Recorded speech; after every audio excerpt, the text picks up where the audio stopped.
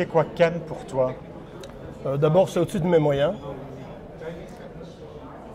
Et après, c'est de la nostalgie, quoi. Donc, on vient ici pour avoir une impression de cinéma qui n'existe plus. Voilà. Bon, ce monde est passé, définitivement passé. Le modèle économique n'existe plus, donc il faut en inventer un autre. Et aussi la nostalgie de voir mes anciens distributeurs, qui la plupart ont fait faillite. C'est la nostalgie des fêtes aussi d'antan. On est ravis d'être là en tout cas. Bon, on voit des films, des beaux films, des films un peu plus bizarres. Mais on rencontre Mister Emma aussi. Cannes, c'est un espace-temps. On est un peu dans un petit Las Vegas, dans un temps réduit, donc une quinzaine de jours où le monde s'arrête. Et tout est concentré sur Cannes. Cannes, pour moi, c'est finalement un peu de cinéma, beaucoup de soirées et énormément de pique-assiettes. J'ai déjà fait plusieurs fois le festival de Cannes. Alors en chiffres, ça fait combien de coupes de champagne? Ça fait combien de coupes de champagne? Au moins une dizaine.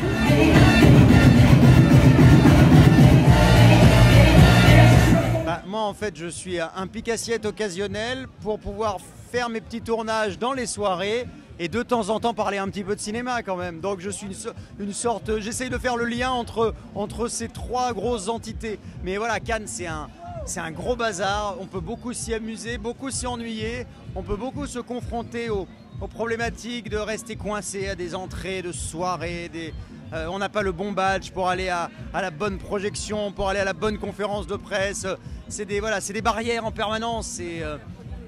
J'ai envie de dire que Cannes, c'est une sorte d'apprentissage de l'humiliation permanente. Voilà. C'est l'histoire de trois rois. Et il y en a un, il élève des puces sur ses doigts. Et puis ça devient des trucs énormes. Il meurt.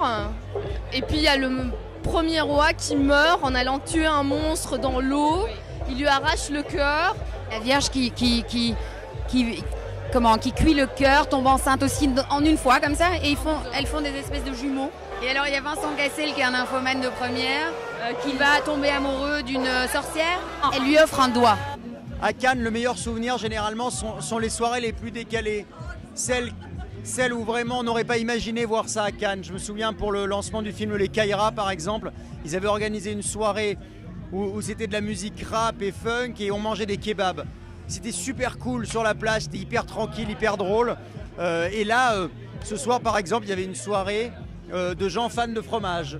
Donc on mangeait du fromage, les gens sentaient le camembert et là ça cassait un peu le côté glamour. Donc moi je trouve que la robe de soirée, les hauts talons et la laine de maroilles, eh bien ça a de la gueule à Cannes. Ça met un petit coup de pied dans la fourmilière cannoise, donc c'est bien. Et on n'a pas tout compris. Et voilà.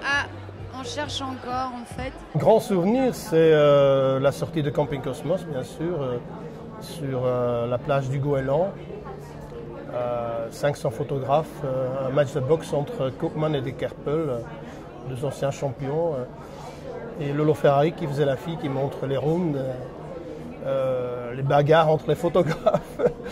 Et voilà tout ça. Et moi qui me bagarre aussi. Et puis toute la bande, Calonne, Jacques Calonne, Claude Semal, Noël Godin, tous avec un ring de boxe arrivé de Flandre occidentale et installé. Bon, mais, je sais pas, je crois que la croisette a été bloquée pendant 3 heures parce que tout le monde voulait en être. Et même les Américains regardaient ça avec des grands yeux parce que bon, c'était la plus grosse fête de la saison.